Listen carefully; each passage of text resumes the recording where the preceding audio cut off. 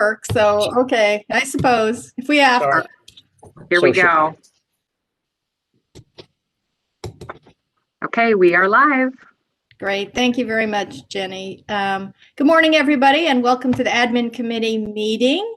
Jennifer, would you please call roll? Vice Mayor DeRosa. Here. Ms. Fox. Here.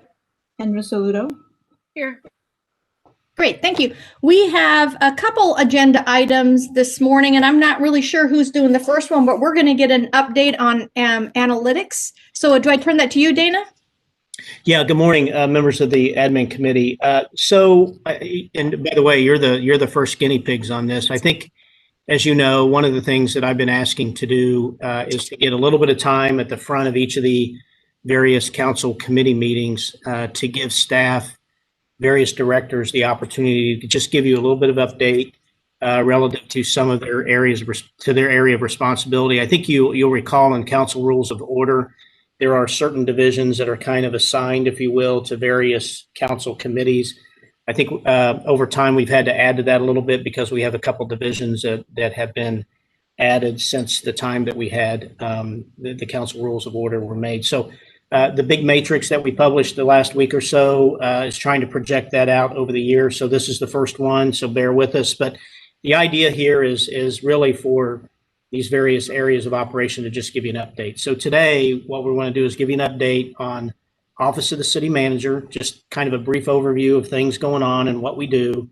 And then we're going to go, really, it's the Office of Performance Analytics, and we have Brandon on, not to get into the council of performance measurement, but to talk about how things are going with his new office and performance analytics and kind of give you an update on the things he's working on. So I appreciate your time on that, and you may have others come before you as we move along here through the year. So with that, I'm going to delegate and hand off to Homer, and he's got a little presentation that he'll share, and we'll walk you through this for a few minutes, and you can get on to the other business that you have. Thank you. Okay, so I am sharing my screen now.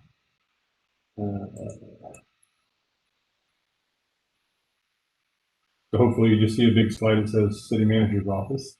And Kirby's going to be helping me out with this in the last 3 slides or so, but I just want to run through a few slides very quickly with you.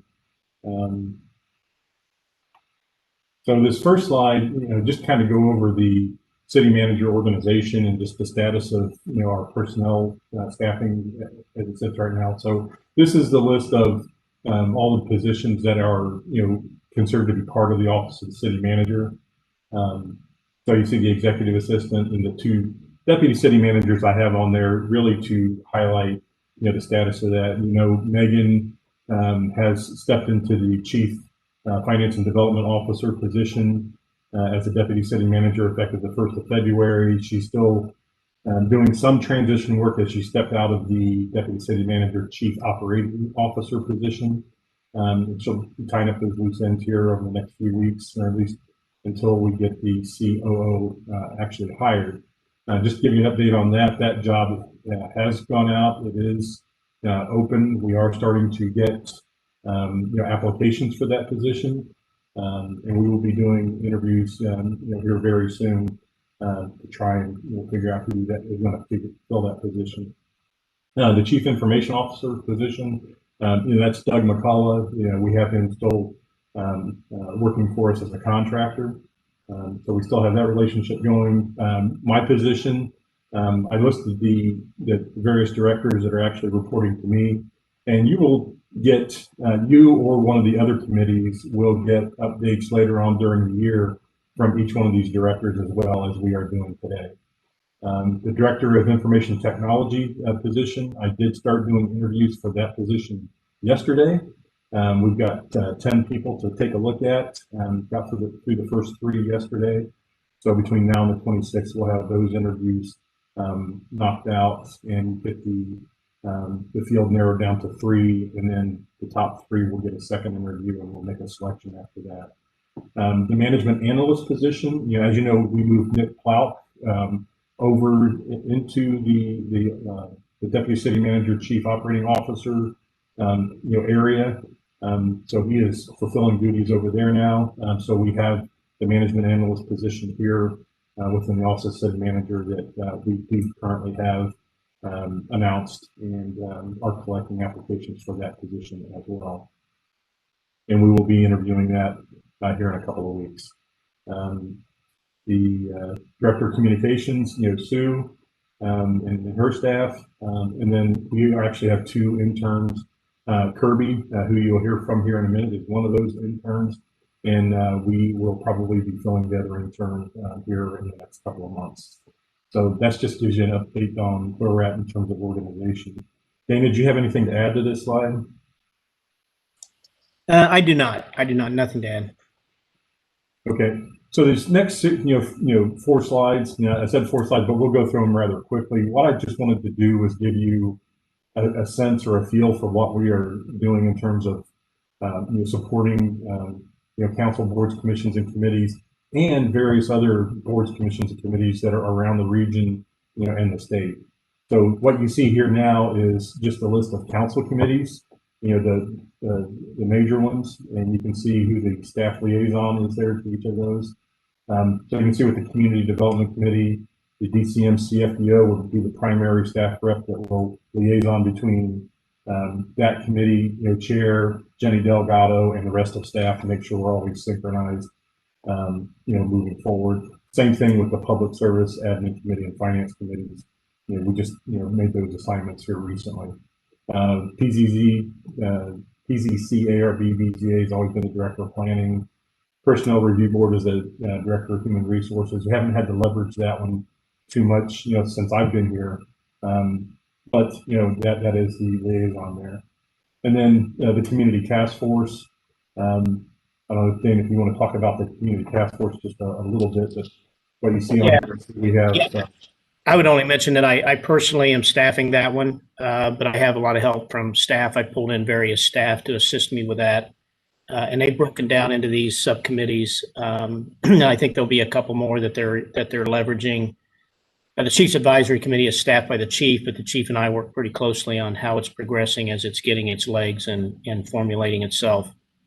The Community Service Advisory Commission has traditionally been this office, but we're moving that down the street, if you will, with Nick. He's going to, with his new role down at Community Service, he's going to keep that role. And most of the issues that are coming to them anyway are service oriented, as you know, or as deferred by City Council, and he's got a rapport with them. And I think it kind of belongs down the street where he can better coordinate. In fact, it used to be down there years, before, and then it somehow wound up in the city manager's office. So I'm kicking it back down the street. So there's better and closer coordination on that. That's all. And Dana, I'll just share with you, I shared in a quick email, the CSAC committee was incredibly supportive and appreciative of Nick's work. So I know they'll be happy to have that continuity there.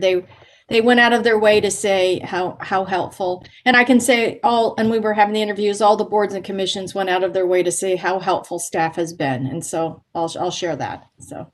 And that's great. And as Homer points out, we don't do all the support, all of this stuff, but we're a overarching orchestrator and spend a lot of time in this world of supporting boards, commissions, and committees out of this office and making sure that everyone's on top of things as much as possible. So, yeah. So I did make one quick correction there. That one, it's the subcommittee of the task force is youth. I had probably lifestyle sitting on there, but that's one that we're actually forming now. So there's this. These are the boards, commissions, or committees that the city manager himself is actually a member of or participates in. I'll give you just a few seconds here to look that over. And the next one is, these are all just MORPC committees that we have various staff members, and I got 12 plus up there because there's a couple of them that we actually need to assign somebody to. So it'll probably be 13 or 14 by the time we get done with it. But these are all just MORPC committees that we have staff involved with. And then this one is just, the other, and I'm going to say there's 37 or 38 different other boards, commissions, committees that are regional, Central Ohio, or just around the state itself that we have. members serving in various capacities, whether it's a member or an actual president or chair of the committee or commission.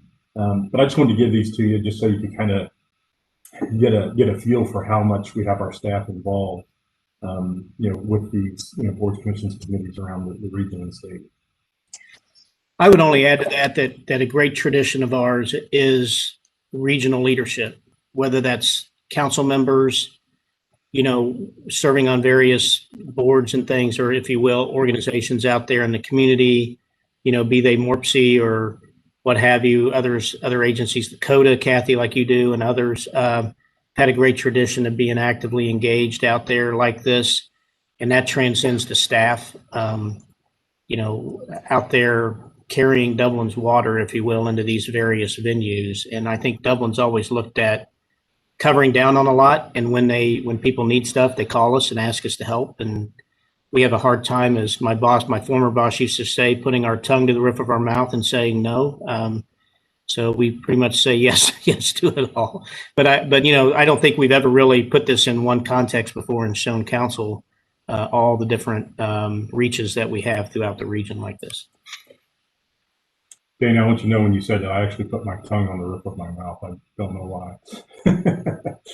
Okay, so the next few slides, I'm going to turn this over to Kirby, and he's going to talk a little bit about how we're tracking contact city manager and city council. Sure. Thank you, Homer. Good morning, admin committee members. As Homer said, my name is Kirby. I'm an intern in the office of the city manager. As you are aware, the office of the city manager commonly fields requests for information, concerns, and issues submitted via contact city manager, clerk of council, and council forms on the city's website. Our office tracks all of these submittals and responses with the goal of responding within 48 hours. Before you is a monthly breakdown of the number of contacts coordinated by the office of the city manager in the year 2020 and the year 2019 for comparison. As you can see, the year 2020 has produced a higher degree of residential engagement via this format. Not surprising with the year that we had. This can be attributed to the number of residential inquiries regarding COVID-19 and racism and police policies. The uptick is largely concentrated in the summer months of 2020 during a time of police brutality protests and the implementation of COVID-19 public health guidelines throughout the state, the region, and within our community. A majority of the contacts in 2020 were contact city councils, followed by clerk of council and city manager. Staff's average response time to residential inquiries resulted in 49 hours and 28 minutes, so we're just slightly longer than our goal. And as you can see, like I mentioned, all of our upticks were during the summer months, during a time of volatility. And I think it's important because it shows that when societal events occur, our residents engage with local government via this format. And then Homer, if you could go to the next slide. Before you is a count of the resident inquiries year to date. We have only received one contact regarding COVID-19 so far, and the month of January was largely in line with historical precedent. And I'm available for any questions if you have any. Hey, Kirby, I think this is fabulous. I don't know, I'll look to Christina if we've had this summary before, but I don't know if this is something we could put in the monthly update or whatever. I think this is fantastic. Have we, Christina, seen? They've given in the past when we've asked for it, they will staff will give us basically a spreadsheet that has all of the different contact points that they've made, but we haven't had it summarized like this before. This is actually really nice. Yeah, I think one of the things that we got to do better here, I'm not so much concerned about the average response time, even though it's just outside our goal from a customer service perspective. But the key is that, when it comes in through, and I want to give Jenny and the clerk's office a lot of credit because they don't hold that ball. I mean, they pass it to us right away. We don't hold the ball either. We pass the ball to where it needs to go, very focused on who we tag or put the rows on to answer that. The thing that we can do better, though, is that person reaching out as soon as they get it to that customer and saying, hey, I've got this now. I'm working it. I'll be in touch with you. That's probably a piece we need to work on a lot better. It doesn't fall in the black hole. As you can see, we get it answered, but as a resident sitting there going, okay, do I really did somebody get this, and are they really actioning it? So, and there needs to be, and I've always told staff this, look, there's nothing wrong with taking a while to get something done. The issue is, does the resident or the customer know you got it? There's nothing that makes me more crazy than it not hearing back, at least knowing somebody's working it. I can absolutely be fine as long as I know someone's got it. They're trying to get the information. Maybe the information's hard to get, and I'm going to hear back from them at some point, or I hear back, even if it's 3 days later, and they're like, I'm still wrestling to get you this answer, and I'm doing something. At least I know they're still working it. So that's the thing and that's in our customer service standards, by the way. And we got to make sure that we're constantly doing that. So that's just a reinforcement thing with staff at all levels, all the time. So Dana, does it, when someone sends something through that, it goes to an email? Yeah, we'll generally get that by email, because what you mean, to the customer or to who we're handing it to? I don't know, when a resident puts in a contact city council or contact the your office, it goes, you guys see it in an email, it lands in an email account, right?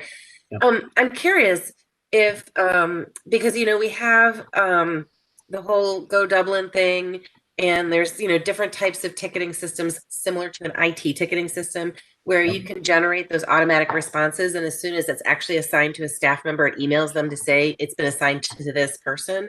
Have we thought about doing something like that, so that it's a little bit less labor intensive than sending out an email that says, I got this one and I'll be in contact with you, right? So that there's an automatic response that goes out instead. Actually, and Homer just did an exercise with IT about an automatic response we've been looking at through email, and I know, after quite a bit of analysis, I think Bob Schaber, this happened to happen last week. Jennifer Radler and I were working on something, and I think they answered that, yeah, it could happen, but it's kind of limited.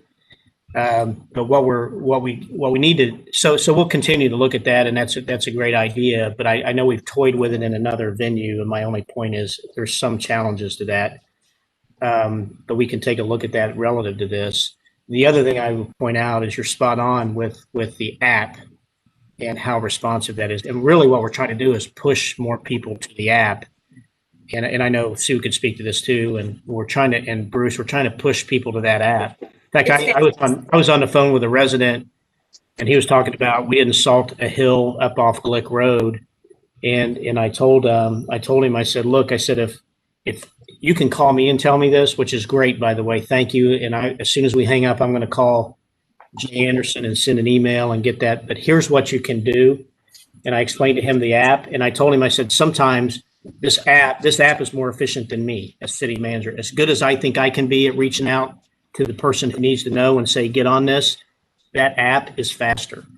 And I explained to him the app, and he goes, oh, I didn't know that. And he laughed, and I'll use that from now on. So that's just an example of, trying to get people to use that more. It is. And what's really nice is once you have your account set up, I got a maintenance, just FYI, the system's going to be down today for maintenance. And because you were adding some additional categories for like trash pickup, missed trash pickup or whatever.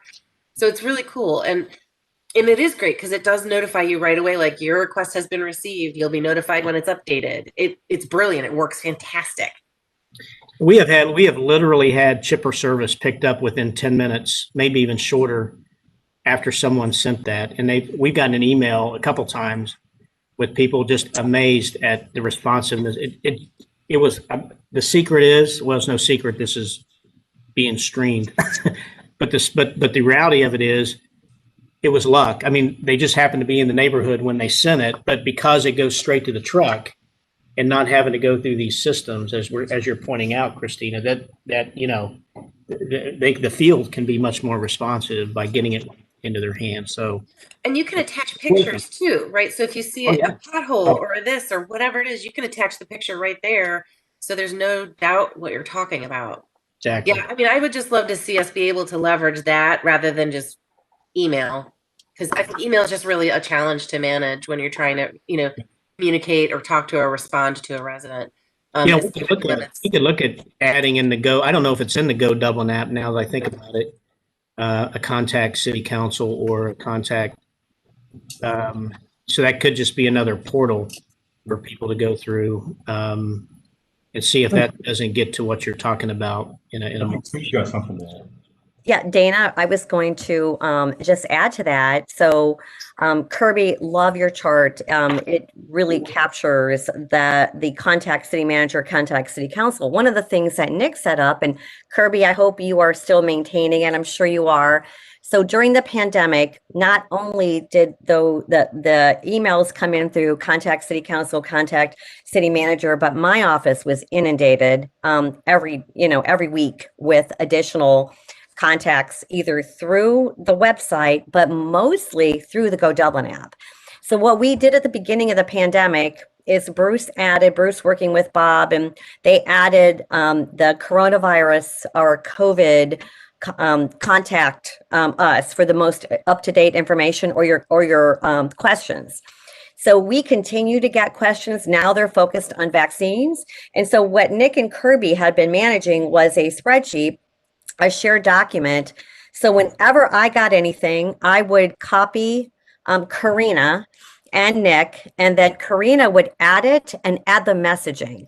So it's the other piece of this is that we want to make sure that we have consistent messaging on some of these questions, right? So it was very helpful for me to see how Nick was responding or how Kirby was responding. And I'm sure they probably looked at some of our responses because many of them were, they were repetitive, some of the same questions being asked by people. But if there was a way to streamline that, Bruce and I have been talking about that for a few years, right, Bruce, to be able to capture all of this into one portal so that we can track it and we can be consistent with messaging. I don't know, Bruce, if you have any thoughts. No, you're right. So we've talked about this, and it was kind of leading into the chatbot idea with Doug, was that we would have the most current up-to-date information, and then people could just, before they even hit the contact director or contact whoever, it would come up with answers. So yeah, we've talked about it for a while, and I think we can, and we're at the point where we can start doing that. I think I'll just add real quickly with the Go Dublin, the technology behind that, it allows for all of this. And this has been viewed as kind of a second phase of implementation of Go Dublin, where, and then it's interesting as we think further about, integrating a chatbot and those types of things. But this is the perfect use for that because even those buttons within Go Dublin that take you somewhere else, we're just finding those aren't utilized quite as much. But if someone was able to actually submit their question directly there, then it can go to the system and be routed and all of those. There's some internal business workings that, we have to iron out and what lands where, but we have experience doing all that with all the service-based requests. So we're in a better spot for that. I have a question.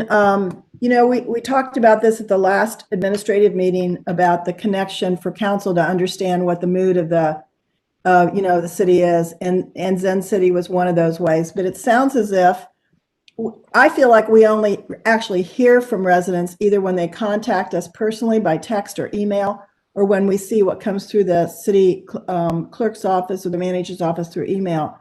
But it sounds as if, Sue, that you get an awful lot of comments through communications, and we get a lot through the Go app. But I wonder, is there a way that can all be summarily put together so that council can see, because it's just another leg to the stool of understanding, what the questions are, what the concerns are, what they're contacting the city about. We used to get an email spreadsheet with the questions and then how Nick would respond, and that was wonderful. I'm just wondering, how do we put all of these together, as you mentioned, Brandon, that, is there a way that we can see that information coming in with the questions from citizens?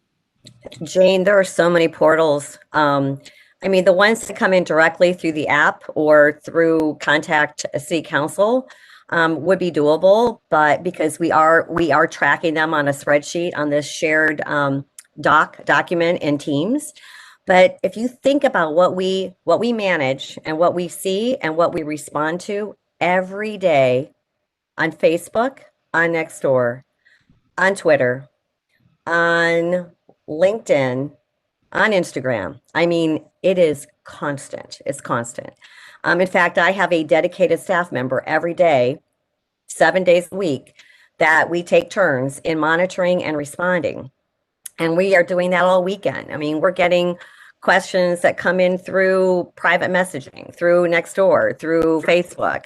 And then there's the public comments as well, right? That and so there's a lot of portals. There's a lot of opportunities. And if you are active on any of those platforms, one of the things you can do is you too can kind of see those. The things that come in directly probably can be aggregated into some kind of shared document, because we've actually begun that during the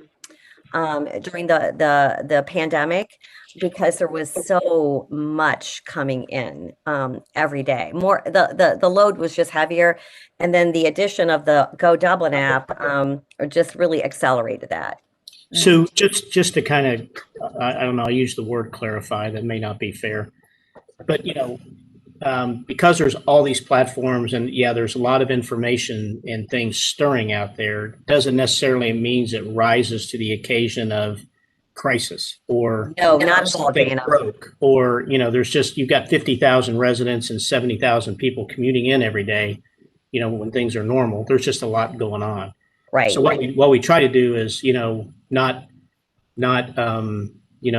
spin ourselves up into, we've got everything's a crisis, because if we did, we'd be crazy. So absolutely, Dana. We are anyway, but that's another story. But no, but you're absolutely right. But the point is, a lot of this is normalcy, and if it's if we've got something's buzzing because we, for some reason, Rumpke had a lot of trash misses, right? That goes over to service and like, hey, this is trending over here. Y'all need to call Rumpke, see what's going on. Right. So we're just trying to handle those things at an operational level. Right. Those things are getting to be much beyond that, or truly crisis. Then that's when we would pull that info together.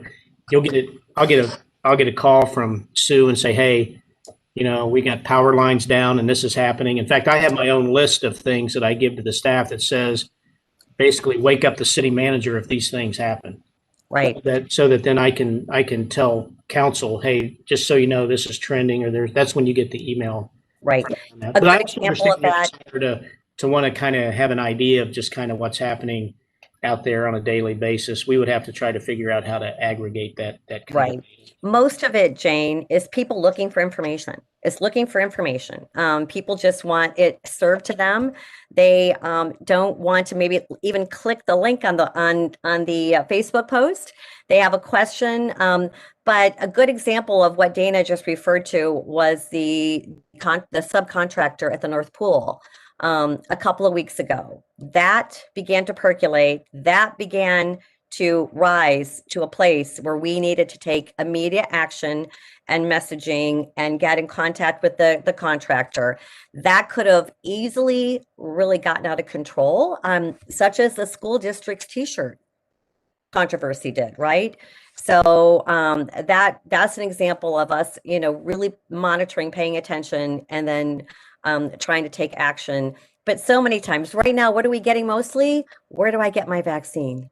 That's the number one question we're getting. People want to know where they need to get their vaccine. So we've got all those links and all that information on the website. We just continue to, and many times we're holding people's hands.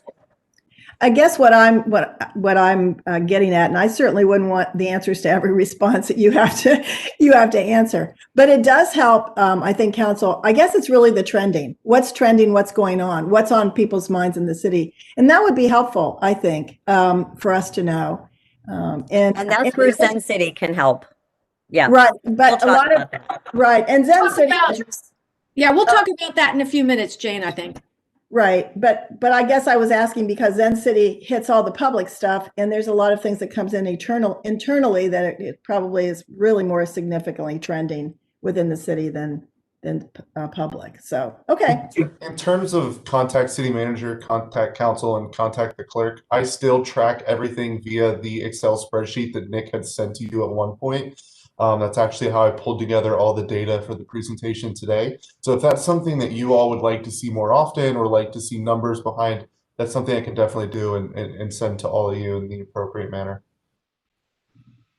And I appreciate the summary. So maybe that's something we could add if that's not too much work. Again, not not trying to create more, but that the trending numbers I think are useful.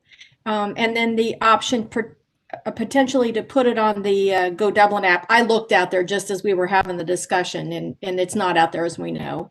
Yeah, I looked at it too, and it's really service oriented type thing. So, Yeah. so we'll take a look at that. But I think we had gotten into the habit of giving you that information. I think it might have been quarterly, and I think probably we didn't wrap up the year with that as we were transitioning. So we'll give you an end of year report, kind of like Kirby just did, and then we'll give you the spreadsheet to accompany it, and And quarterly is fine, Dana. It doesn't have to be monthly, but just more regularly, yeah, than once a year would be fine. Okay. Yep. Yeah, We'll do that. I thought that was very helpful. The other thing, when you look at that, when you'd mentioned earlier, Dana, about the average, because it could be you could have two very long service requests, and that average gets thrown off. So maybe the right one is 92% were within goal and 3 took longer or something, because I think it's covering up what is quite, I find them very responsive because I watch them, as we all do. So I know that on average, if you will, it may be higher, but on instance, it's quite good. So maybe some way, because I wouldn't want to communicate that it isn't, do you know what I mean? That it isn't being responsive in most instances, because from my observation, I think it is.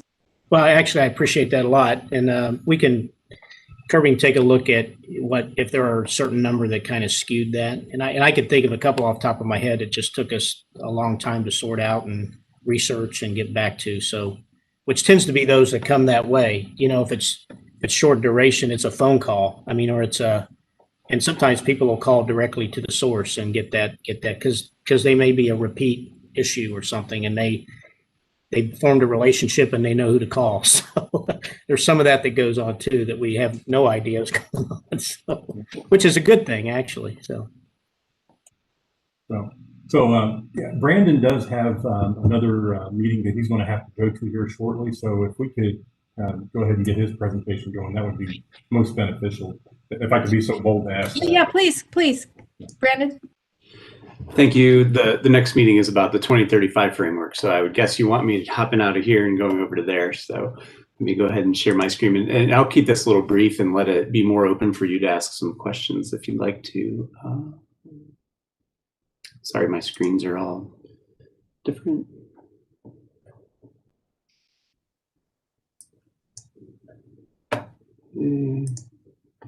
And let's move people over here. Okay, sorry, just 1 second. Okay. So this is kind of just an introduction to performance analytics and how we see the world and what we've been working on. And, in terms of defining this for the budget operations or operations budget and for a number of other things, I've kind of settled on we were created to assist in any activities that are wrapped around addressing council's visionary goals or our strategic focus areas or operational goals internally. And a big part of the performance analytics that comes into play and makes us a little bit different is that we're also the team that would be in charge of measuring those activities and sharing stories about those activities. And then when we're finding problems, continually improving those activities. With the continuous improvement, we also see what some may term innovation as part of that, launching new services. So when we find a need, or when someone in the city finds a need for a new service, the team hopefully can bring to light kind of our data side as well as our process improvement and innovation side to help with all of those. And so, apologies, my mouse is up hidden. The way that we're structured is that I report to Homer in the Office of the Assistant City Manager. And under my purview, we have our data wing, which includes what you typically know as GIS, and that over the years has kind of matured a little bit more into kind of being a more holistic data team, where we look not just at the spatial data and GIS, but at all the different city systems. And I know I've come to you before and we've talked about the data platform and the various products that are spinning off of that and how we're building all of that. The other side is what we call PieWorks, which I've also shared a little bit of information with you in the past, and that's our process improvement, innovation, and engagement team. And that's centered around our certified Lean Six Sigma black belts, as well as a number of other activities and people. The PyWorks team is actually a cross-functional team, so no one actually works for me, but I am in charge of setting up that team and designing goals and utilizing that team to the best of our ability as resources for everyone around the city. One thing I'm doing to help me do that this year is that we're looking inside of that team for a couple of emerging leaders to step up and be kind of what we call portfolio managers.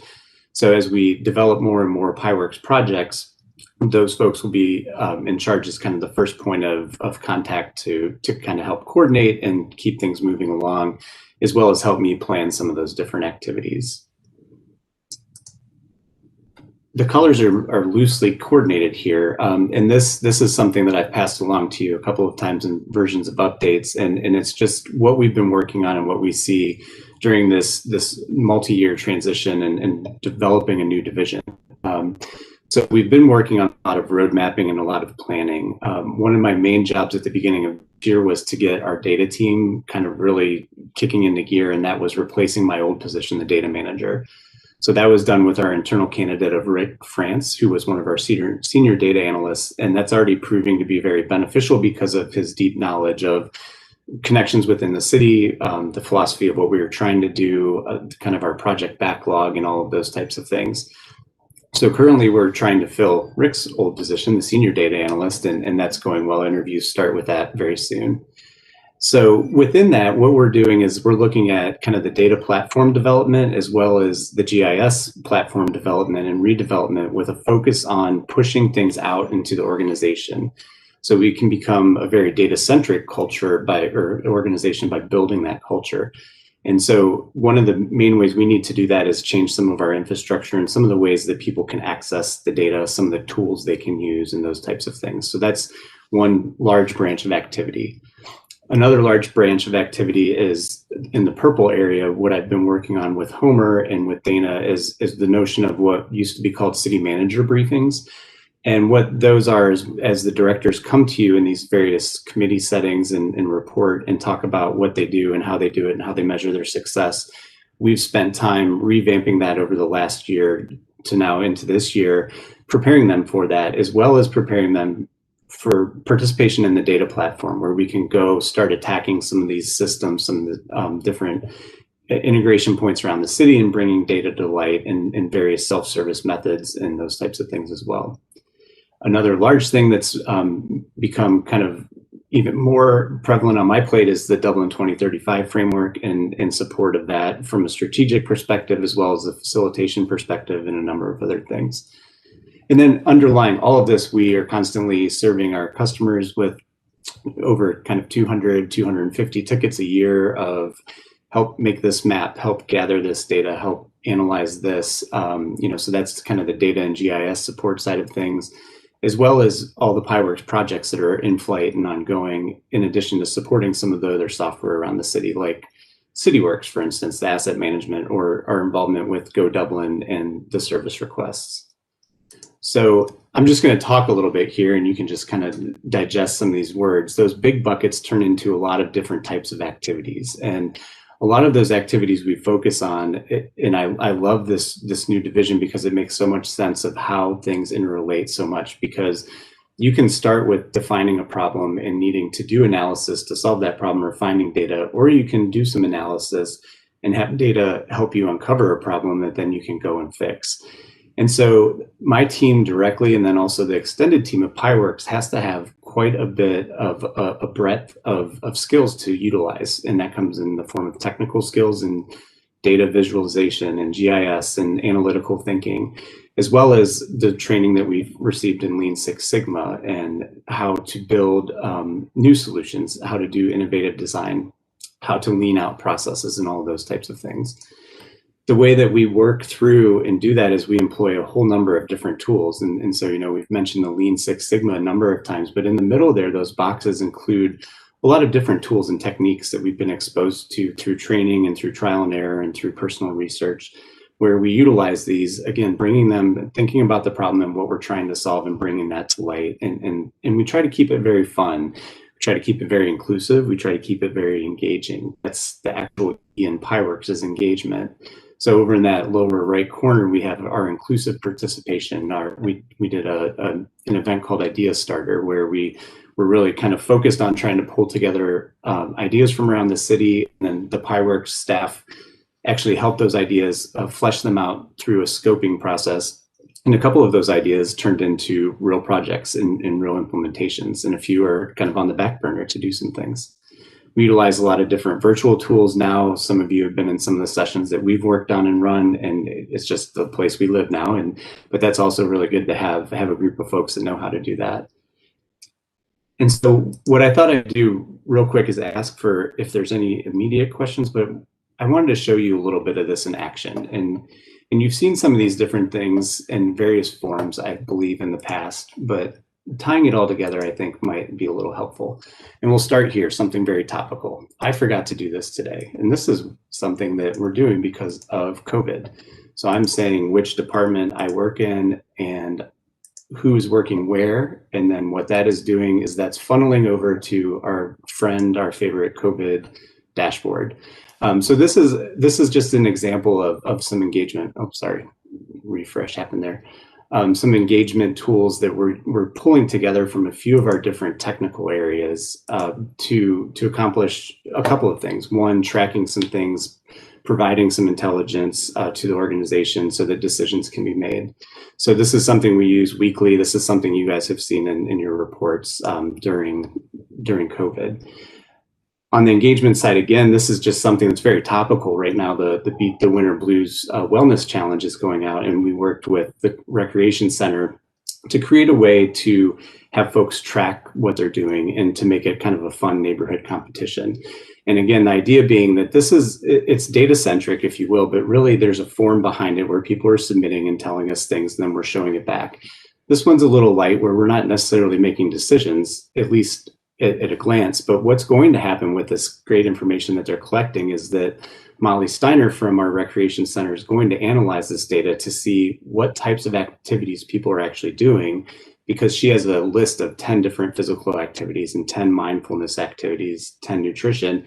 That will directly lead into programming decisions. That also can directly lead into things like when we look at neighborhoods and the spread of different activities, where are people doing what? And that starts to bring together, some of the notion of service design and delivery, as well as analyzing data to get there. Oh, what happened? Do I hide this?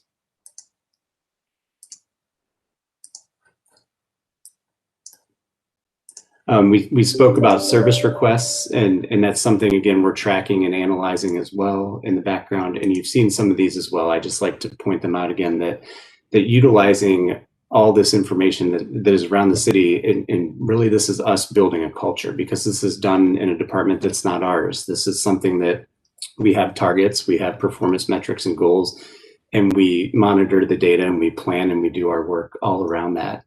Bob Taylor's probably presented a number of times, but he's got a whole set of infrastructure dashboards. And this is something that, when we talk about engagement and transparency, these are all accessible to anyone in the public and to you, where you can go and see how we're doing on our parking lot maintenance program or our guardrail maintenance program.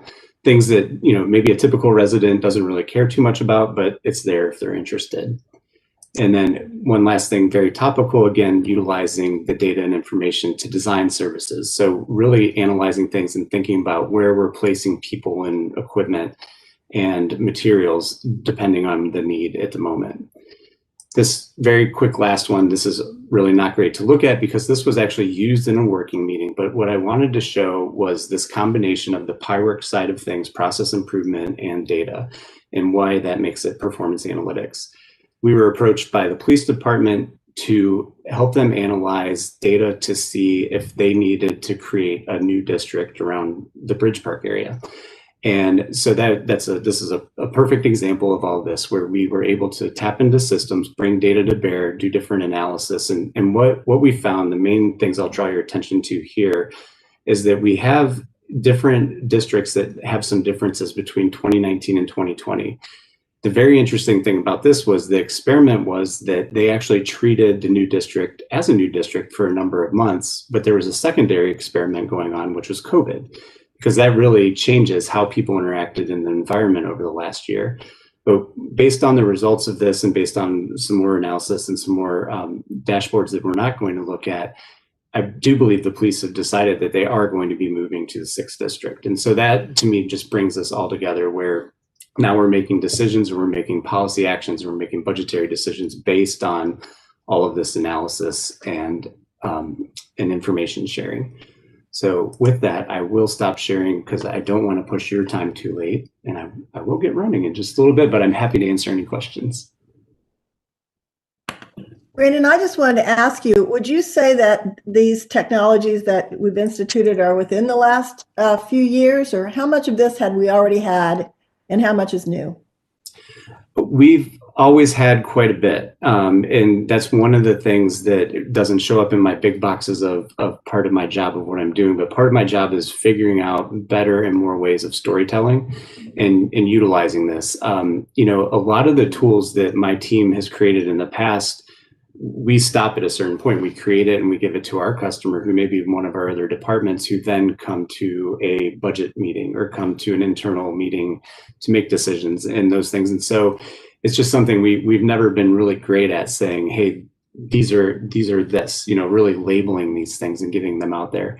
And we're trying to figure out ways to package this and put these things together as well for the public, because I think that's a really important part of this, is not only sharing the open data behind all this, where they could have the raw data and do analysis on their own, but also showing them the package and showing them how we think about it and how we actually utilize it.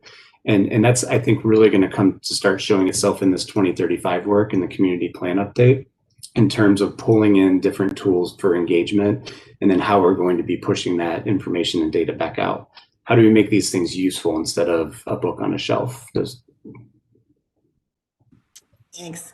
So Brandon, so you talked about the PyWorks team and how it's like a cross-functional team. It's not like a group that reports directly to you.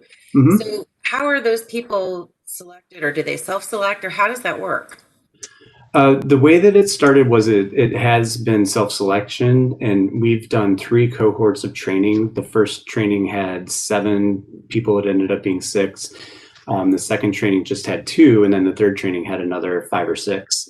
And we've done that with the help of a master black belt that we contract with. So I manage his contract, Tracy Owens. You all may have run into him on a number of occasions.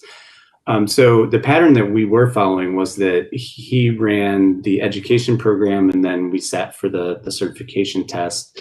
And after that first cohort, Kyle Kreidler, when he was still here, we kind of talked with Michelle Crandall, and we just were thinking, we're like, you know, how do you continue utilizing skills after you do some big training like this and learn all these new skills?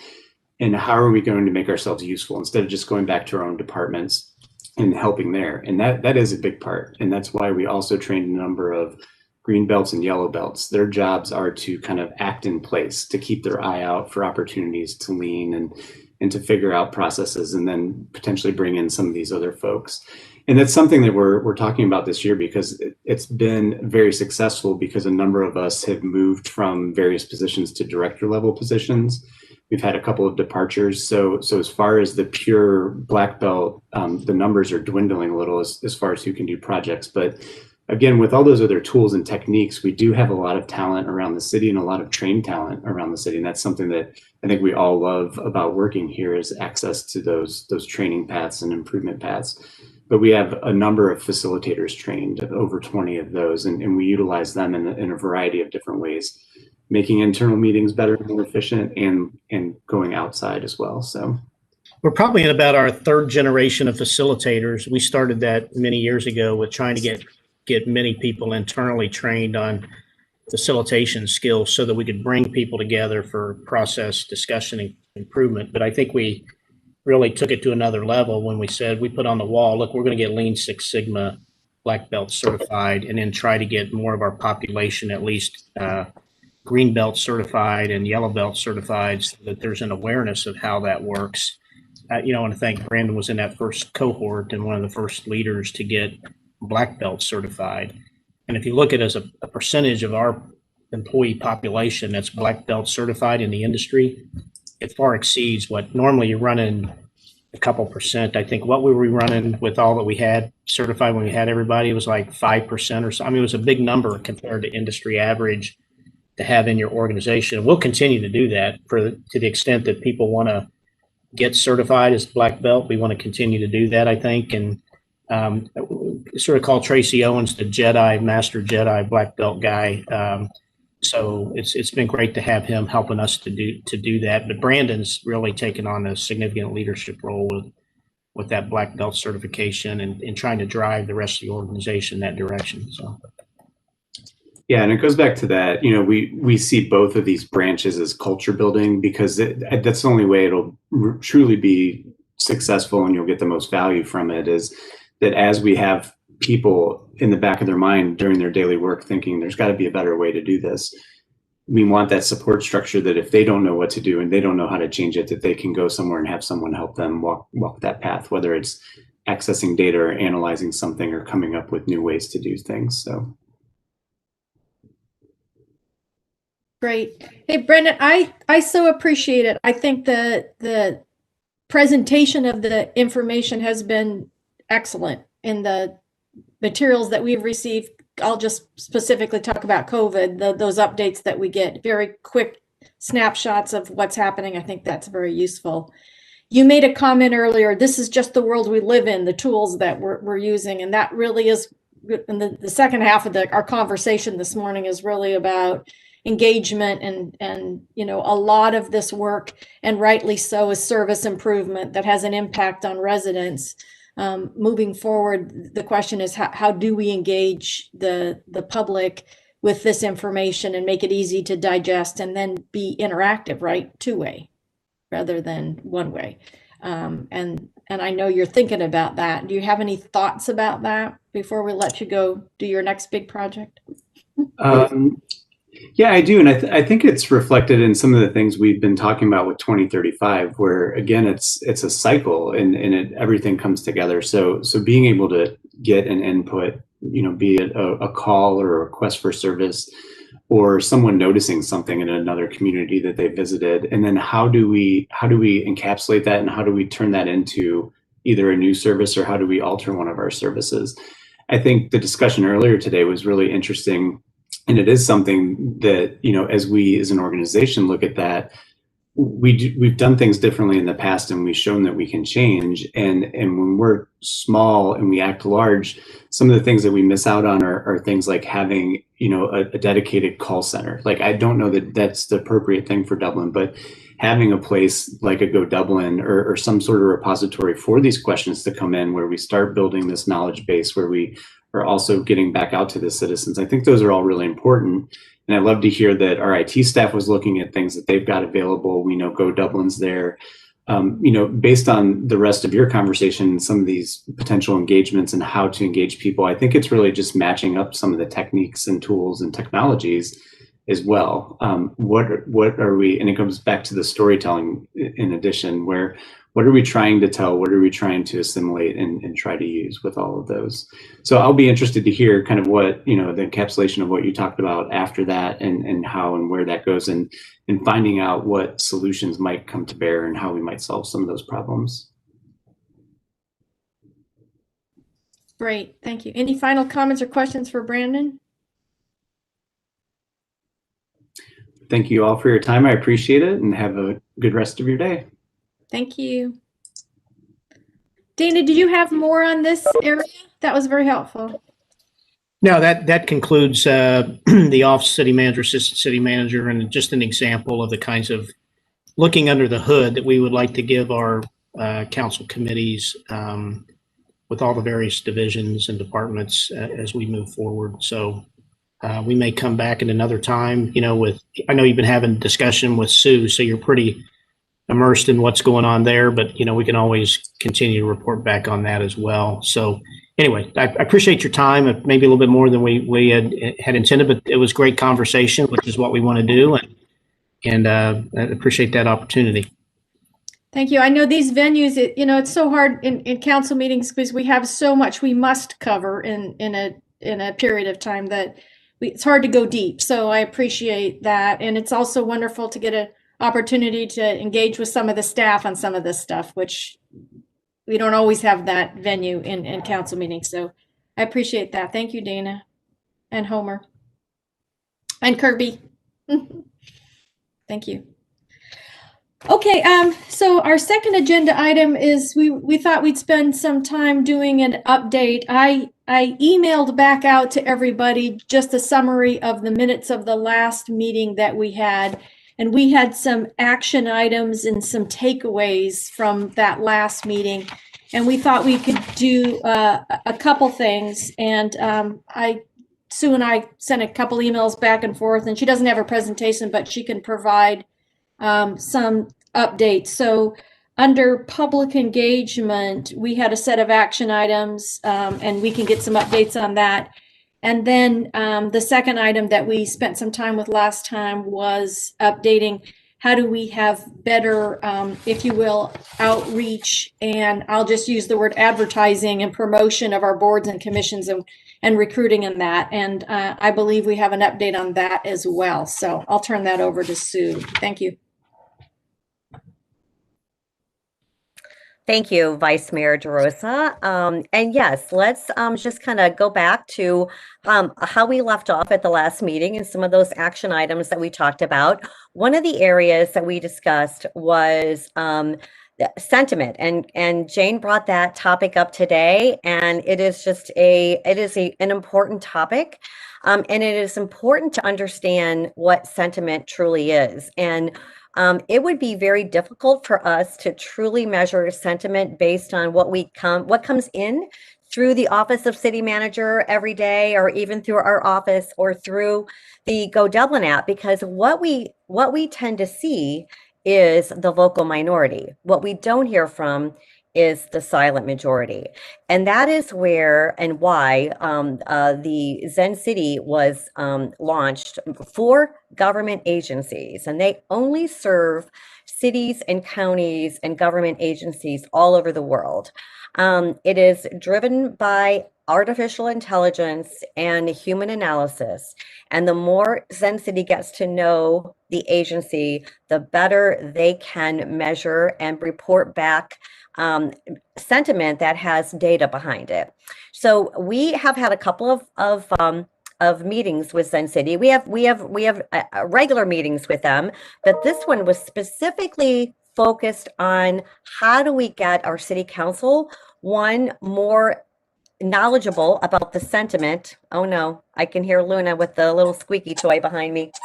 And how do we get council to be able to utilize this data to make decisions that are driven by real sentiment and real measurement in the community, and not by that silent or by the vocal majority.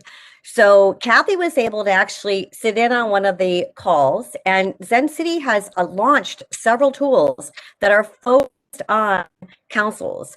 And Cary, North Carolina is a great example of a city that has been able to leverage some of these tools, and then council has been able to make decisions based on the data from Zen City. So the first thing we'd like to do, and it is very doable, is we would like to get all of council access to Zen City, and they would get training from the Zen City team. And we can do that, whatever works for your schedule. We can do it individually. We could do it in small groups. And then to also get your preferences on how you want to receive the input that Zen City provides. There's a live dashboard. Kathy was able to see that live dashboard, and I'm sure that she will use that live dashboard daily. Other council members may just prefer to get that weekly snapshot. It's an executive summary of the sentiment in the community. And I want to highlight that it is sentiment that is being pulled from all of our platforms and other platforms that are focused in our geography, in our Dublin zip codes, in our geography, and they can even break it down by ward as well. In fact, Bruce has done a little bit of a deep dive the last couple of weeks when we have our staff meetings, and he's been able to pull what key topics were trending in those different wards, which we thought, and they were drastically different, which we found very interesting. So that's the first thing we can do. The second thing, and I'm going to see if I can share my slide or share my, I've got a Zen City PowerPoint here.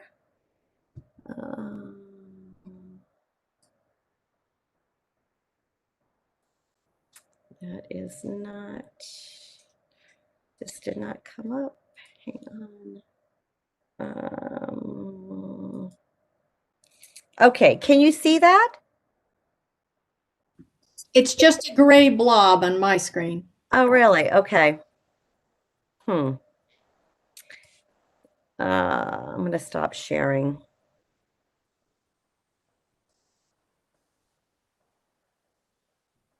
All right, I don't know why it's not working, but what we can do, so what Zen City provided us is they have some new tools, and this was one of the tools is called a temperature check survey. Now, we have done lots of surveys in the past, right, with the National Citizen Survey, which are benchmarking not only our past results, but how we measure against other cities across the country, but also the citizen attitude surveys, which we have not done in a couple of years.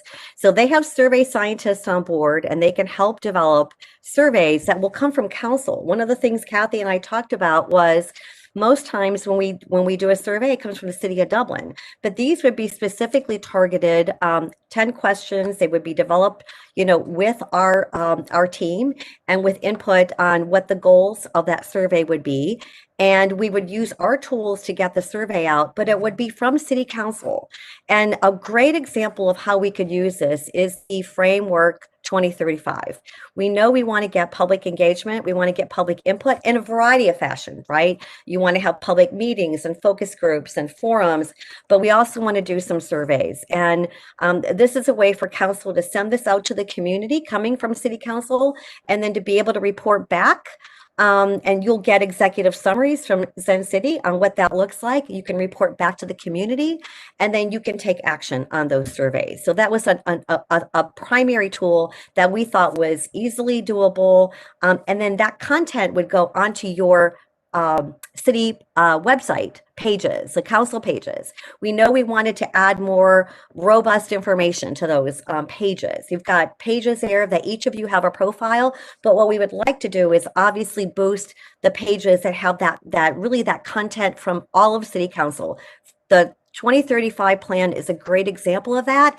And then the reporting and the information we get through Sun City can go on to that platform or go on to that webpage, and we can use our platforms to drive people there to get the updates or to weigh in more on these topics.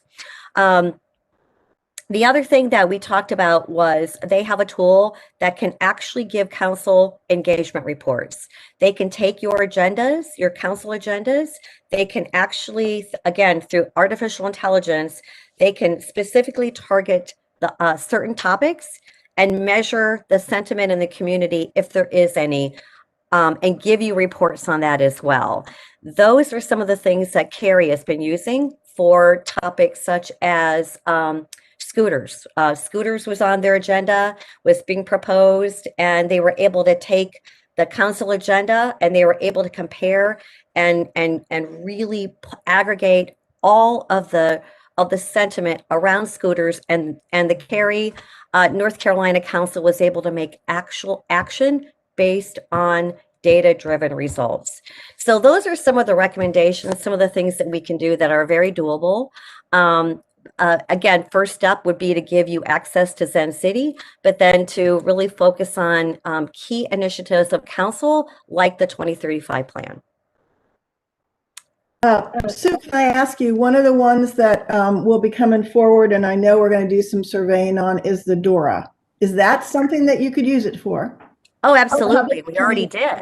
Yeah, Oh, we did already, you? I mean, yes, we have a survey that we did, the city did. We didn't have Zen City do it, but we did a survey that I think we got. Bruce, I don't know what the final number was. I know we left it open. We just pulled that for Allison's memo. And then Zen City did a analysis of the DORA conversations, because we put the survey out. We had media coverage on the DORA being proposed. Local media, I think possibly even a couple of the TV stations did. So they pulled all of those measurable responses. So it's the conversations that were happening in all those platforms. And I do believe we sent that sentiment report to council and it was part of the packet. But definitely, it's a great example, Jane. That is something that is very doable, very measurable. And then they can help us with those survey questions. Again, a survey is only as good as the questions, right? And it has to be done right, which is why we've always used a survey scientist like Saperstein to do our city surveys. And they have those on staff so that they can work with us and keep it very succinct, very focused on the topic, and to really get the goal, meet the goals that we're looking for. Right. One last quick question on that, just to kind of drill down to how specific, as you said, the 10 questions could be. So more than saying a positive or negative for or against Adora, can the questions or the responses help you understand what maybe the concerns are, like that we have to think about in formulating the policy about something? Can it help you get specific concerns like hours or how often or that sort of thing? Definitely. We can definitely do that with them. Yeah.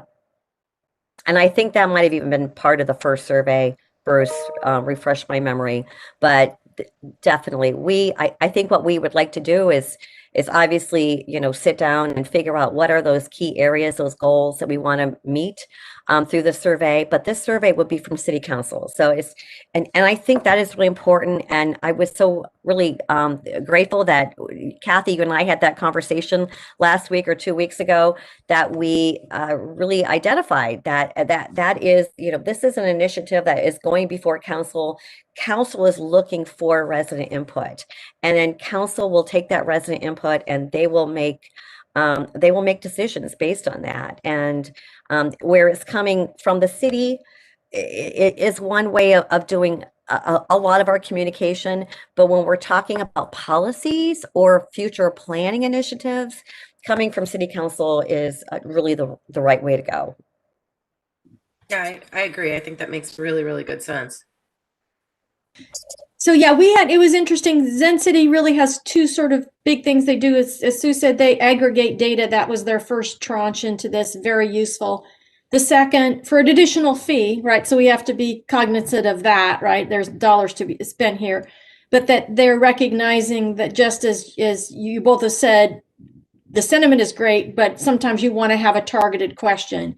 And one of the things Sue and I talked about in some of the examples that they were sharing is from council, it would be things like, what are the big policies, objectives, the 2035 plan, connected city, et cetera, that when they're policy related, we as a council, not as an individual council person, not as, is any one of us, but as a council at large, could, put together a schedule and then engage on our website. Because as Brendan said, this is where people want to engage with us. So the question is not how do we individually, but how does council engage more actively in online? And this was, I think, a really good first step into that. And the examples that they shared, one of them was, it was budget season and council wanted to know residents, and I don't remember the specific questions, but investment in area A versus B or things like that. And they really wanted to get some feedback. And again, by ward, it could be very interesting too, because of what's happening in different areas. But they got a lot of engagement back that they used to help inform some major budget questions that they wanted to. So again, an interesting example.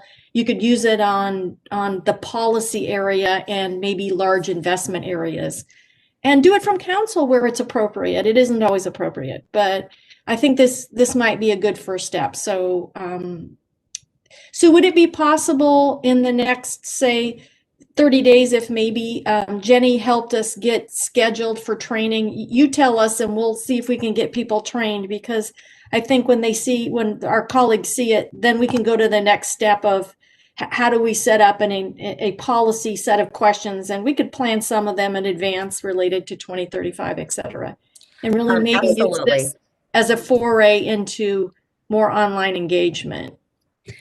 Absolutely. They are very ready to do this. They have done, and they've got other cities that they've got other case studies that they've been able to show us how they've done this. I think one of the key areas that I want them to focus on, and I think we might have talked about this at the last meeting, is to really give perspective on how to use the tool. You know, when you see that spike in a red, you know, something trending red doesn't mean there's a crisis. It could be a accident that happened on 270 or Riverside Drive where there was a fatality, and that just means people are sad and heartbroken.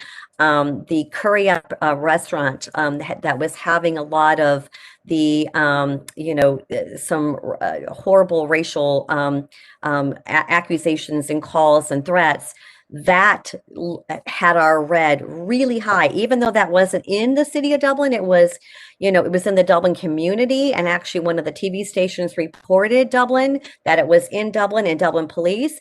But actually, there was an example of how we corrected that story. When we saw it was misreported, that they actually said that Dublin police were contacted, but they had no, they couldn't help them. We reached out to Channel 10 and said, you have misreported this. We have no record. This is not in our jurisdiction. So again, it was a way for us to not only see the measurement, but be able to respond to an incorrect media story. So we just want to make sure that everyone has an understanding of, you know, what it can do, and not be alarmed when you see, you know, spikes in red, and just get that overall understanding of the basics. And then we will be able to set that up and then begin to focus on, you know, what if we do these add-on tools, that the temperature survey checks, we can target timelines on when you want to engage the public for 2035, or we start with the DORA, you know, depending on which one comes first. So definitely, I will make sure that we reach out to Zen City, get some kind of timeline, get some kind of plan. We'll work with Jenny on scheduling and what works best for people. If we could do a couple of people at the same time, that would probably be more efficient, but we understand we want to respect your schedules and make it work for all of you. Great. Thank you. I'm looking at our follow-up items. Are there any more comments or questions on that? You know, I was just looking at the our synchronization matrix for council on a training opportunity for Zen City, and about the only time we could probably pull that off is if it were, you know, part of a work session type thing, which probably wouldn't be until about March, because of, you know, next week, February is we don't have to answer this today, but just trying to give you a sense of timing. I think that's about the only setting in which we could pull a training off, if you will, or an orientation to the balance of council, unless we wanted to do that at a council meeting or something like that, which is kind of hard to do in that setting. But just trying to look out ahead on when we might be able to do that. There's a lot of items on the March work session, like economic development strategic plan update. We're going to be doing a connected Dublin update. Those are pretty robust topics. The possibility of discussing South Riverview Street properties, the way ahead on those, and then if we want to do a Zen City type, you know, I don't mean to get in the weeds. No. I thought the thinking was we would individually contact Christina and say, do you have an hour some Tuesday afternoon? Oh, we would do it individually. Yeah, I recommend that, Dana. Excuse the brain. Sorry about that. I thought we were going to do it as a group. Okay. No, I think it'll be more efficient. There's a lot to take in, and it'll be less distracting. And then that way, everyone will be able to get, you know, their preferences onto as to what they want to receive. Because we get emails like 2-3 a day. We get media mentions, we get the sentiment reports, we get the topic reports. So I think if we could do individually or even a couple, but then we wouldn't have to worry about a full meeting, Dana. Yeah, that's great. I apologize. That kind of went. No, that's fine. Oh, that'd be great. And then to your point, exactly to your point, once we've all had training, et cetera, then we can have the dialogue about what are those policy areas we would like to engage in 2021 with. And as part of updating our web presence and our web engagement. So I think if we have that as a background first, we'll have a heck of a better conversation. So Yeah, we'll still I think that do shapes better too for an April discussion, which we Yeah. have quite a bit of room for. So that works out even better. So maybe we should, to your point, put something on the April so that we have a placeholder there for that larger discussion and aim between now and then to prepare effectively for. I'm going to note that on here so we can try to get it programmed. Great. One of the other things that we talked, I'm just looking through my follow-up items, was this is a fair bit of work. So the question was, do we need to have a dedicated resource to help council do this?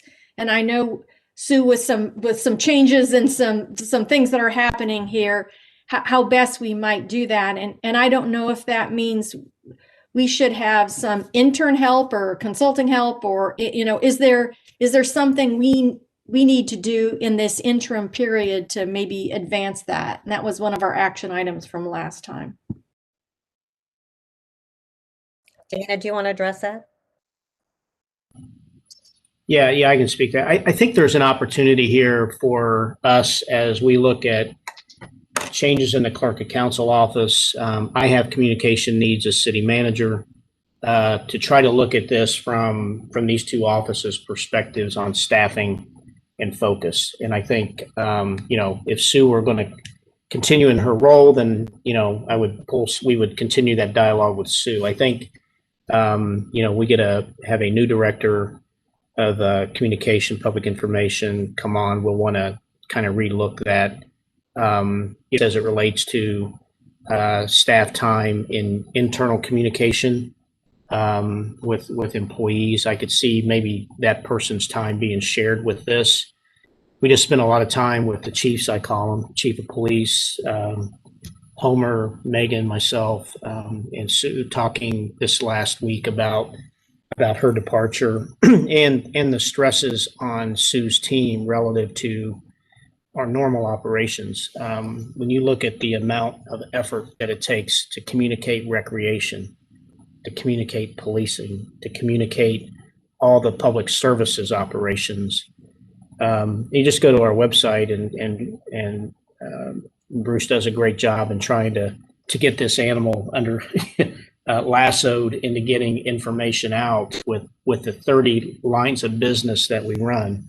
You know, we're actually getting a bit stressed staff wise. So I think there's some streamlining we can do between my office, clerk of council's office, and therefore council, to try to maybe do this in a more collective way. So, you know, again, don't mean to sound like I'm trying to run an obstacle here in front of this, but to try to figure out a way that we can be better streamlined with that. So it is a staffing challenge. And we've got, like I said, we were just really vetting out last week the stresses that we're having with all the other department demands. And so we'll just need to think that through. And I know we're going to be having dialogue relative to clerk of council's office. I think it's a good time to be talking about how all this could be orchestrated together. So Great.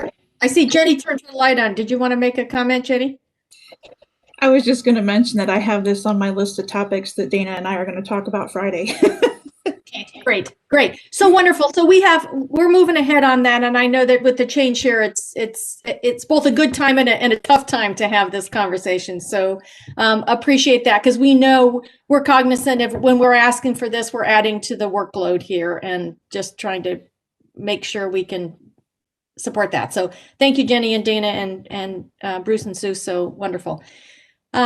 The second follow-up item is the discussion that we had. We had a quite robust, I think, a good discussion about how do we increase the awareness and exposure of the boards and commissions and volunteerism across the city. And that we had actually several follow-up items related to that. So I'll turn that back to you, Sue and Bruce, to see where we are. And we're in the midst of a recruiting cycle right now, so we might want to talk some specifics as well. So thank you.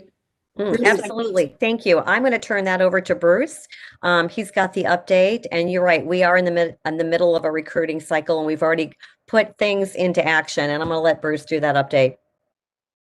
Thanks, Sue. Thank you, Vice Mayor DeRosa. I have a short little presentation that if I could share with everybody to show you where we are right now. All right, can everyone see my screen okay? Yep. Okay, so first of all, when we looked at several cities across the US defining the best practices out there, Jenny and I sat down, we knew we wanted to blow up the whole thing based on that December 13th meeting that we had, the administrative committee meeting. So we hit the reset button on this. There's a lot of good information, a lot of good examples out there. There's a lot of bad examples out there. So we took little bits and pieces, the best out there from different people. So we simplified the form. That was the first thing. We were asking a lot of questions and we didn't need, there were going to be interviews. We didn't need to ask every question up front. That could be asked in follow-up interviews. We wrote some motivational copy. Before it was just join boards and commissions. It wasn't anything that was inviting or anything that made people want to respond to it. And we also created a graphic for it too, because we needed to visualize what this kind of represented. And we looked at the Residents Guide to Taxes and we kind of modified it off of that. So, you know, we want to show it's vibrant, it's lively. There are a lot of different things you can do if you join a board and commission. So service on a board and commission is an excellent way for citizens to become involved in the operation of local government and contribute to Dublin's quality of life. We really wanted to hit it home. I know in 2020, a lot of people have opinions about things, of way things should be run. So this is your chance. You know, if you feel like you want to get involved, you can get involved. So where are we right now? We're at phase 1 of tactics. We created the application process and landing page. And based on the request, this will be a yearly, this will be up all year round. We want to develop that bench of potential candidates for boards and commissions. So we created that landing page and then we started to promote it. So we used the Dublin News Now update emails. We posted on Nextdoor. And then upcoming this week, because I know we have deadlines for this latest recruitment push. So using Volgistics, that is Outreach and Engagement's volunteer database. So that was brought up in the last meeting. So we're going to reach out, send a targeted email to those people and see about their interests. And I think that's a really good approach because they are volunteers. So we need to reach out that way. And then we're also going to do targeted paid posts on Facebook and Nextdoor. We can drill down, we can find through those channels the right people that we want to be on a board and commission. So that's where we are right now with phase 1. Now phase 2 is going to be, it won't be done in time for this recruitment push, but this is something we can do throughout the year. So, and we talked about this, Why I Serve, a video or photo series. So we would feature council members and board and commission members that would tell their story. And it's not a super long, you know, dissertation on why, you know, you're on a council member, but it would be a short little snippet, some key sound bites to say, hey, this is why I'm here, and encourage others to join. I know I ran through this really quick. This isn't going to happen overnight. Oops. Sorry about that. So this isn't going to happen overnight. We understand that. This is a mindset. This is a process. I'm on a local board and commission for baseball in my community, and it was down in the dumps, and we had to recruit and build up to get to the point where we are now. And then I walked away from that board. But it's going to take constant reminders. And before we just did that push, and Jenny will totally agree with me that it was just black and white boring. So we need to add some life to this, and you know, reach out and try to really get people to engage with this. So that is my report. Hey, Bruce, if you, on that entry page, we sort of had an apply now. I think one of the things that we explored before was that people may just want to learn more instead of normally just apply, right? Because I'm not quite sure what I'm applying to. So okay. Explore it, and then, you know, or you could have 2 buttons on there, because if somebody's ready to apply, knock on. But I mean, one of the things that we talked about is it's really hard to understand what they are. And I think those of us that have served on boards and commissions can say, you know, it's an exploration process, right? One of the things that we talked about, and part of that exploration is, you know, watch a prior meeting, which is so much easier now to attend, and a variety of resources, because people don't just know they want to do this, right? And I know, so I think that's wonderful. I'm just saying perhaps we begin with exploring and then move to, moving them through the chain, right? Which Right. your videos and those things that you're working on, which are great, will help them do. So is your thought, and one more question, and then is your thought that this would be also part of the overall volunteer work that Christine does, et cetera, because we seem to have multiple channels into volunteerism, and I know we talked a little bit about that. We had talked about maybe doing sort of an overall landing page. How did you guys, in your conversations with Christina, how'd you guys come down on that? I know Sue met with Christine. Do you want to talk about that, Sue? Sure. Thank you, Bruce. It's really we collaborate with Christine on so many things. And actually one of my PIOs, Shirley, has been working with her since she began on all of her programs. And there's so much integration. And Christine agreed that, the volunteers are a great avenue for, that next step. So we're going to continue to feed her content that she can send to them. And when these videos are produced, Christine will help us get them out there, but we continue to keep her updated on any new things that through this recruitment process that she can share with the volunteers, because they've had that first taste of being involved with Dublin in whatever fashion that happens to be. And there may be additional ways in which we can do that. To your point that people want to explore, we may want to consider, again, with permission, to have someone that they can reach out to talk about. I mean, if I was getting ready to serve on a board, I would want to know, what is the commitment, just to tell me a little bit more about the focus. So we may want to look at that approach as well. One thing I'd like to add real quick, if I could, is to make sure that we have diversity and inclusion at the forefront of this. And I think, leveraging the Community Task Force, the Chiefs Advisory Committee, they're very willing to leverage their networks through the various cultures that we have and race and so forth in the community. And that's been part of our dialogue. So, we certainly should, excuse the expression, but leverage that relationship we've been building, and they've gotten a flavor of it. I'm not going to say they like it, but they've got a flavor of it now in participating. And I think they were very willing to either consider and/or as a potential recruitment pool themselves, or to advance that. The other thing too is hopefully your boards, commission, and committee members are having a good experience. And if that's the case, there's no better recruiter than your own boards, commission, and committee members through their own relationships and networks in the community too. So. And when we had our one-on-ones with all of them over the last couple of weeks, we talked about that, and we said that we would want to reach out to them, one, to do videos because we spoke about it, and two, to your very point, Sue, about volunteering and answering questions, etc. So sort of my Uber question is, we have lots of different avenues to enter into volunteerism. Somehow how we can connect those dots as we move forward, I think will be helpful, because there is just so much, right?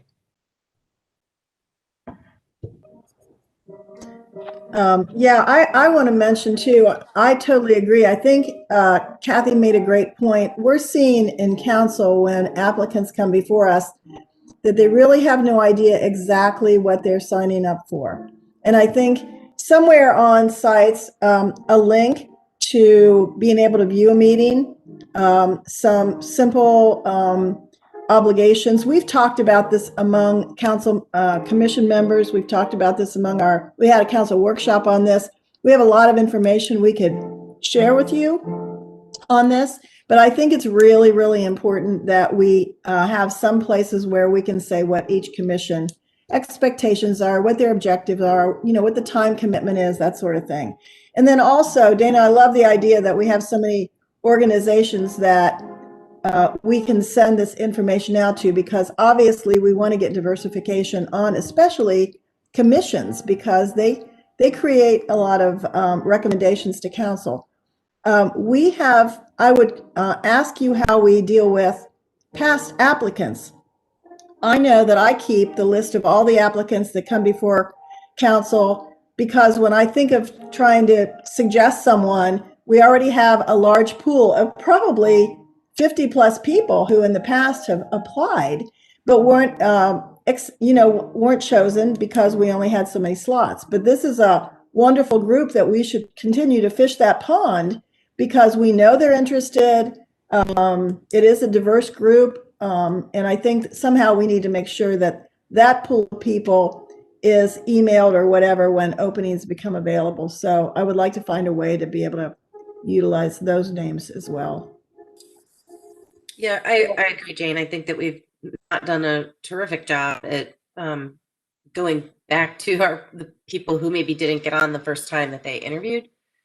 I would like to suggest that the link that you guys have, and I really like the graphic, by the way. I think it's definitely more interesting. If there's a way to keep that at the top of that page, because right now, every time you post a new thing, it falls down, and it'll just keep falling down further and further. Because if we're going to keep it open all year round, we should really have it at the top of the page all year round. The only other gap that I think we haven't really talked about yet is a little bit more challenging. So, for example, this is Kathy's second year, chairing this committee, which is really responsible for making sure we get boards and commissions and so on and so forth.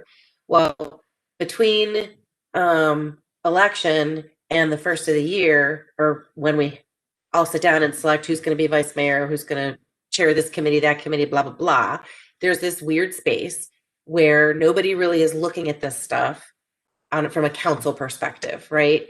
And I mean, it should continue to be that person's job, but the fact of the matter is, with holidays and everything else, and then we end up with, we get back in January and February, and all of a sudden we're in a time crunch to select people. So I would really like to make sure that there is a staff member that's still kind of taking a look at those applications and ushering things through, and kind of tapping the person who is either going to be the vice mayor again or is the outgoing vice mayor to say, hey, are there folks in this pool that have submitted applications over the last month or two that you might be still interested in? So we have them already queued up for when people sort out which committees they're going to be on in January. It's just this weird little gap in there of a couple of months that is a little bit tough, but the timing of it is tough because it's usually right in February, March, where we got to interview these folks. That's the only other gap I really see. Yeah, Christina, and one of the other options we have is we can change the month for which we do this, which might actually be even an easier way to do it, because now all terms end in March. Yep. There's no magic reason that has to happen.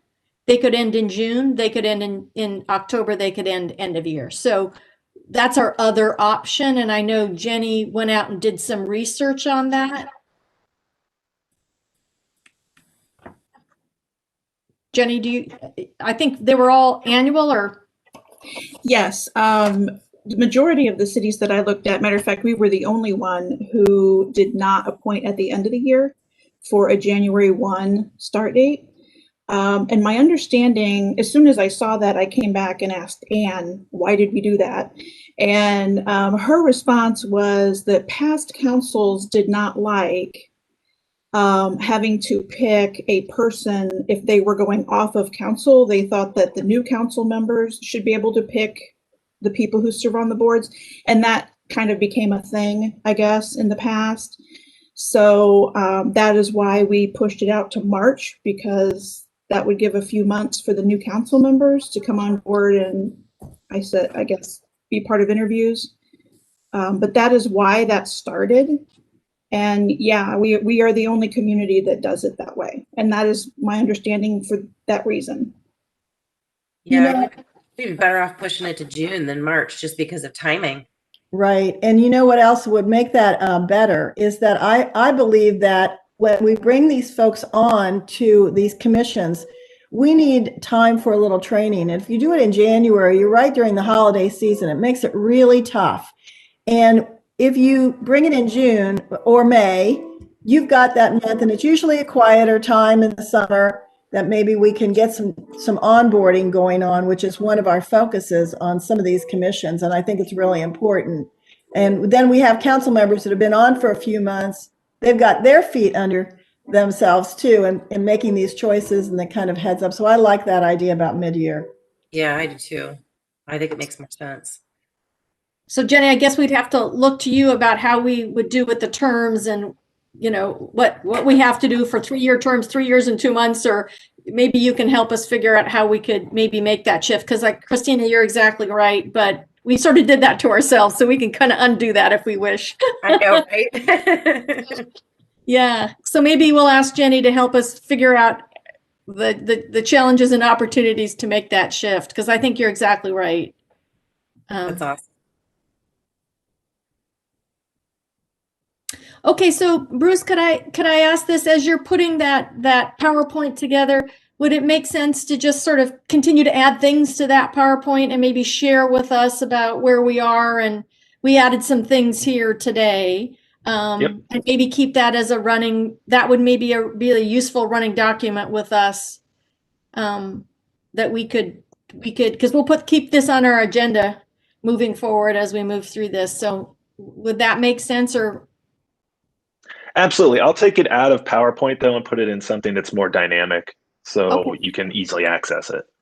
Great. And then we'll share it ahead of the meetings, and we can talk about these types of things, because you're right, it is a work in progress, but I so appreciate us helping us move that ahead, because it's going to make a big difference. Jenny, did you were there thoughts or comments on where we are on that? I did have just a couple of comments briefly. Excuse me. I wanted to relay to the committee that I did give the agenda item for board and commission recruitment to the communications subcommittee for the task force. I contacted Lindsay and asked her, I have an agenda item for you. Could you have the committee, mull this over? And so she's going to be putting that on their agenda to talk about. I also have started looking at, I started out trying to figure out some way to develop some sort of onboarding manual to educate people who are coming on to a board and commission, even task forces, to kind of inform them a little bit about our government, how it works, some meeting etiquette and such. There are not a lot of great examples out there, but I did find a few, and I think I can build one for Dublin. Bruce said that he would help me out with some graphics and things for that. So I'd like to have an electronic version in case we're in this kind of environment, and I'd like to have a paper version that we can hand to them, and then we can kind of customize the back of it for each board so that they'll have the contact information. They'll know, when the meetings are, like the meeting cadence, and how to get their packets, things like that. And that'll give them kind of a kickstart to when they meet with the staff liaison. Then they'll already have some idea of how the whole thing works. Right now, we don't have anything like that. We hand them a code of conduct sheet and say, good luck, Godspeed. And, it would be really nice if they could educate themselves a little bit about, who we are, and why these boards are so important, and the kind of work we do, and all of that. So that's kind of what I've been looking at. Jenny, I just want to mention that we've been working the last year with the planning department, at least for ARB and P&Z. We have some written manuals. We have some things that we've been putting together, some material that we can add to that research you're doing. And some suggestions that aren't even in the manuals yet that we've worked with the commission members on that they think would be helpful. So I can meet with you and share that, and that would save you a lot of time. Same thing with Bruce in some of the things that we're looking for when we're recruiting. All of this has been discussed during the past year, and we've just been, kind of trying to put it together before we present it. So we can help there. That would be great. Thank you. So we intentionally, a couple meetings in December, decided we were going to focus on boards and commissions, because that is the purview of this group, really on the engagement in the recruiting phase. but we acknowledged, as you're saying, that the onboarding, right, is also a huge effort. So we can certainly, as we move forward on the onboarding, we can also have a dedicated conversation about that. And, you know, it might be useful then to pull some of the folks and get some specifics. We did ask some of those questions on the one-on-one interviews. And one of the things that came up was, you know what, I got appointed and I haven't met some of these folks in person yet, just because of the, you know, the COVID situation. But to your point, and I think Sue's point about setting up some one-on-ones with the current commission members and the incoming commission member would be a really good onboarding step as well. So, and hopefully that wouldn't take too much of their time. But again, some things like that I think could really help, one, the comfort level. And let me ask you a dumb question, which we all do when we enter boards and commissions in a safe place. So I think we could add that as well. And they, again, when we spoke to them about that, they all agreed to be helpful in doing that. So steps forward. Other comments or thoughts? Okay, so we'll continue to have this action item moving forward. And then Dana, I appreciate we have a calendar moving forward for some more staff updates and et cetera, so forth. Are there other items that we want to talk about today? I know we had discussed having the 2035 plan be an ongoing item on the agenda, but I think we're moving pretty well on that one. So I don't know if there's anything specific people want to talk about on that. Cool. Anything else before we go shovel some more? No, thank you for putting everything together. And I'm actually really looking forward to our workshop on the 2035. I think it's going to be pretty cool. They're working really hard. Brendan, as you can see, he's got some great tools in the team, and they have worked. I've had an opportunity to have some engagement with them in the back. They're working really hard to try to figure out how to make this as engaging as we can in the environment we live in. So that's challenging. All right. Thanks, everybody. Thanks. Bye. Take Bye. care. Thank you. And thanks, Jennifer, for the live streaming. Cut that off now.